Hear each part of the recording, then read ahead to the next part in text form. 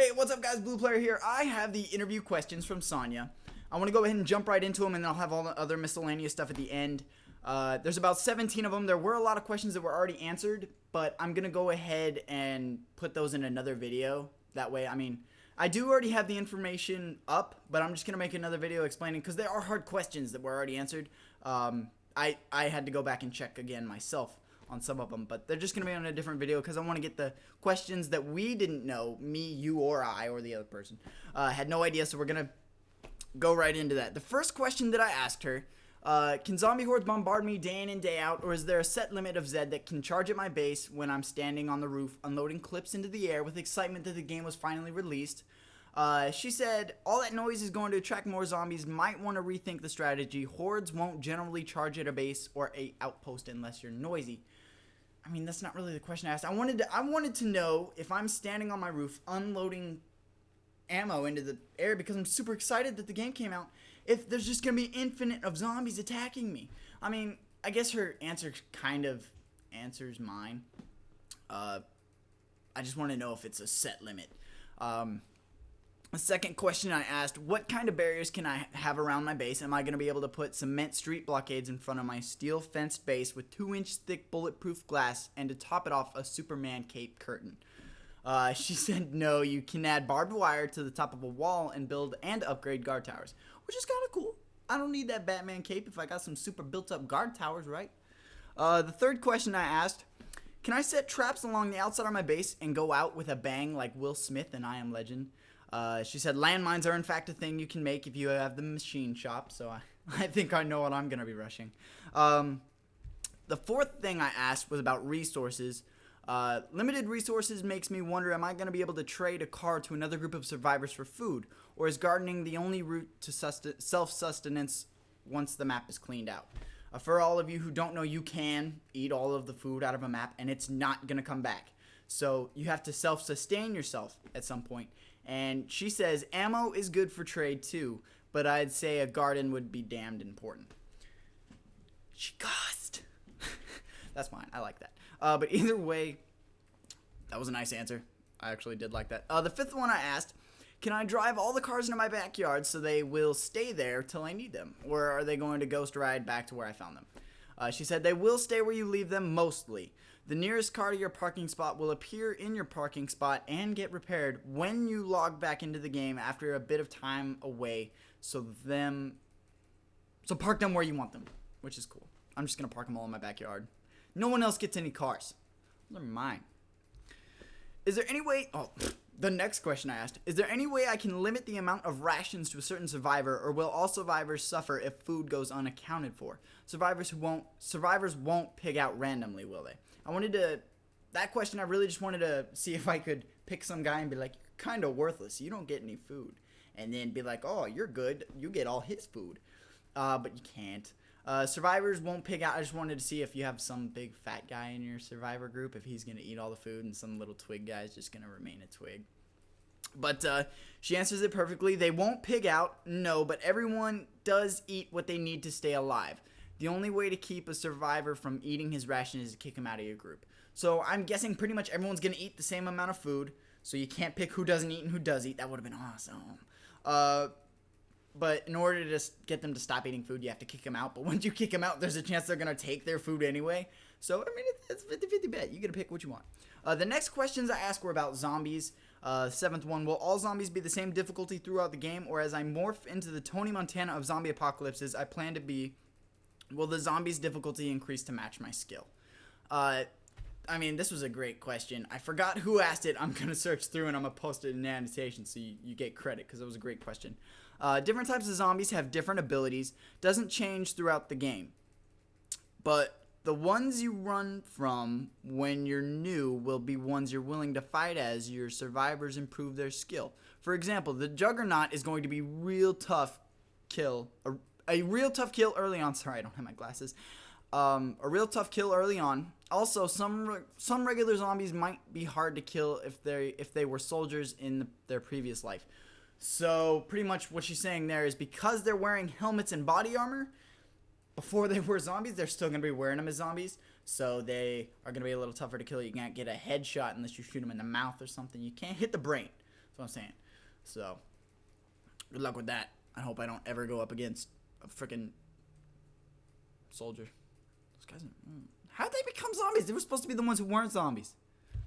The next question I asked, anyway, how many zombies will I see at one time? And she said, you can't really say for sure. It depends on what else is on your screen at the same time. The upper limit of technology is higher than what you can survive, though, so it's really an academic question.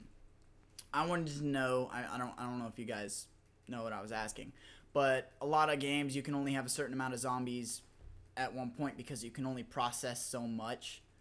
So, get what you can from that answer. Then I asked another question that I actually read in the comments that was great. Are there going to be more zombies at night, or do they care? There's a period there, Ryan. Duh. Are there going to be more zombies at night, or do they not care? Any major differences in Zed between night and day? She answered, to some extent they're attracted to light at night, but primarily they're attracted by sound. And sound doesn't care about day or night. Night's just freaking scary. That's one thing. SANYA always has character in her stuff. I love it. The next question asked was just random stuff. Are there going to be survivors based off of developers? Because y'all are a great team. A little cheesy there, but she said yes. I wonder if there's a Jeff. Hope there's a Jeff. My next question was about how long would it take me to walk from one side of the map to the other? Has such daring feat been attempted? She said no idea. It depends on how many zombies you run into along the way and whether or not you've set up supply chain to aid you in progress. That was a good question. A lot of people actually asked that, and I didn't get an answer for you. I'm sorry. But I'll be the first one to get the answer when that game comes out. I'm going to get you your answer. You deserve it. Next question I asked, can I hope to find any sort of Easter eggs, perhaps zombie movie posters? Is there any hidden car in the forest? I don't know if you guys read that car article, but one of the guys mentioned something in a forest, and I was going to try and get it out of her. But there are Easter eggs, and she's not telling us. So that was a good question. Someone else asked that as well. Then I asked about achievements. She does have some somewhere. I didn't get an answer, but there are. We all knew that. It's Xbox. How long of a gap between Xbox release and PC release? This was one of my biggest questions because I just upgraded to PC. Granted, it was for DayZ, and then I found out DayZ wasn't too great. Sorry if that offended you just now. I was really anxious to find out what it was going to come out, and she said, wish I knew. We are focused on getting the Xbox version out the door, and until we really get rolling on the PC version, I don't have enough information to make a sensible guess. So no good. Then the next question asked, how many copies of this game do I need to buy for there to be co-op? I really want to play with you guys. I really do. You guys are fun. She said a lot. Better tell your friends about the game instead. She doesn't want my money. She wants our money, guys. So we need to make a pool or something. What's been your most memorable moment with the game? And she said getting hideously lost while armed with nothing but a janky little pistol. I'm going to use that from now on. Janky. Ooh, that's good. I could not have panicked more if it had been real. So that's a great sign. That's a great sign. You can get lost. That's funny. And my next question that I asked, this is actually for you guys. You guys have been so much support. Thank you so much for getting me to 1,100. I love you guys so much. My question that I asked, okay, this is the question I've been wondering for a while. I plan on giving a few copies away for my YouTube channel, but I'm not sure how I could do it if it's just going to be a DLC game. I mean, I could just buy a few Microsoft points, but I'd rather know that this game is going to come out of a promo code, which would be awesome. So I guess my question is, can I buy a code from the store, or do I have to get it straight from Xbox Live Marketplace? She said she'd give me a code to give away to you guys.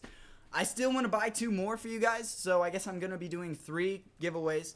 I'll talk about that in another video. But that's a thank you to you guys. I have 1,100 subscribers right now, and I've only been doing this for like 3 months, and it's great. It's just great. I'll just go with that. Thanks, though. I tried to get a heart-to-heart, but I'm missing my teeth, and I got pain pills in me right now, so I don't want to cry. I'm just kidding. Well, that was all my questions at the end. So I'm going to go ahead and talk about all my miscellaneous stuff right now. How long has it been? 10 minutes. Good. So I got about 2. I don't know if I talked about the webcam and the microphone and all this stuff. I want to be ready for this Let's Play when it comes out. I have the Hopog ready to record the Xbox on the TV to the computer so I can do the Let's Play. I bought the webcam and this professional mic. I don't know if you can tell that I sound different, but I do. Because of the mic, the quality. I was using a headset, Turtle Beach, and I was like, these guys deserve good quality. They're good guys and girls. So that's all set up. I have everything ready when it comes out. I've already got a whole bunch of... I was gonna do an Amnesia Let's Play while waiting. I guess I'll just wait to see if you guys would want me to do that. I was thinking about a BioShock Infinite, because that game looks sick, guys. But either way, that's all the stuff I'm working on. It's kind of the reason why I haven't uploaded a video in a while. I also made a Twitter for BlueePlayerr. I'll have the information for that on in the description. Mainly because I haven't used Twitter before. I've always been on Facebook. You can add me on there too. I'll have the link to that down there as well. You can add me on Facebook. That's more my personal account. I mean, I wouldn't mind having y'all on there if you just want to be friends and buddies and you want to play Xbox together. That's great. Send me your Xbox slot gamer tags. If you're wanting to play, let me know. I'll play with you sometime. Yeah, just let me know. I'll play. And then BlueePlayerr is kind of like BlueePlayerr. I look at myself as 2 different people now because BlueePlayerr. I want to show you my room. Can I show you my room? I bought blue LED lights. The camcorder's blue. The mic is blue. The Naga's blue. The Anansi's blue. That's blue. What is that? A Nostromo? I don't know. My whole room's blue just because of that. Oh, and look at this. Look at this. Look. I can make it do a whole bunch of different stuff. It was like $30. I was like, hell yeah. And it does this cool thing. Oh, that's 2. Look at that. Is that not awesome? I freaking love it. But either way, it's pretty much my video. I'm going to be working on the other video for the comments that were already answered in a little bit. I'll probably have that up either today. Well, I can't use references with you guys because you guys don't watch this today. You'll probably watch it tomorrow. It's going to be late. Thanks for watching, guys.